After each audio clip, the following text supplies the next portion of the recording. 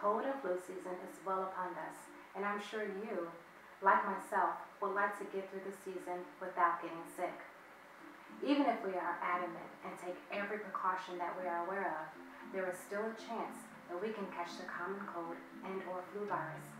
And in light of the current controversy with the Ebola virus, our best defense also involves simple knowledge. If we know better, then we do better, right? Hopefully. Two of the most common symptoms of the cold or flu are the simple cough or sneeze.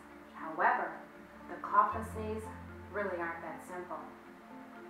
Let's discuss the cough first. A cough is considered to be less of a threat than a sneeze. Research scientists have spent many years using specialized instrumentation to study the flow of particles that are expelled from a person when they cough or sneeze. With one single cough, 3,000 tiny droplets of saliva are expelled and can fly out of the mouth at a speed of up to 50 miles per hour. If a person is sick, that means that they cough just once. Those 3,000 droplets that are traveling through the air at 50 miles per hour can contain numerous viruses and/or bacteria just waiting for their next victim. Now that we know a harmless cough isn't quite so harmless, the truth is, a sneeze is actually much worse.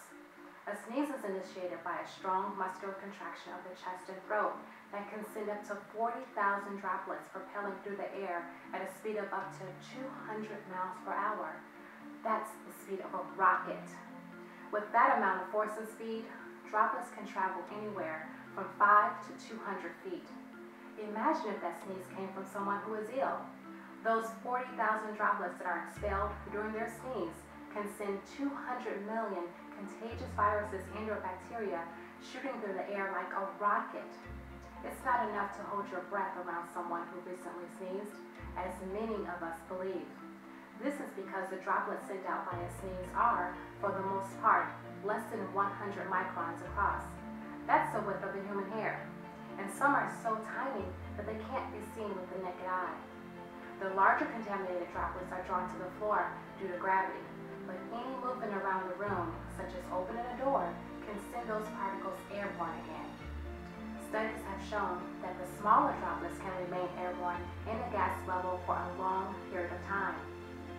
With all that being said, now we know that we don't have to touch or even be in close proximity to someone who coughs or sneezes to become infected with their germs. They could have long left the room, but yet the remnants of their cough or sneeze remains. It is estimated that once a contaminated droplet lands on a hard surface, it can live there for 4 days.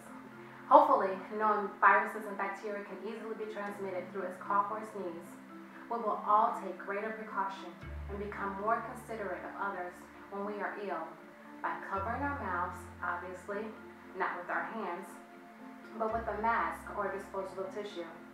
Other advice would be to consume adequate nutrition to ensure optimal health of our immune system.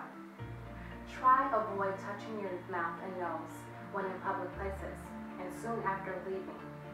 Of course, wash your hands thoroughly with soap and water. This is Dr. Latasha Bellamy, wishing you and your family optimal health.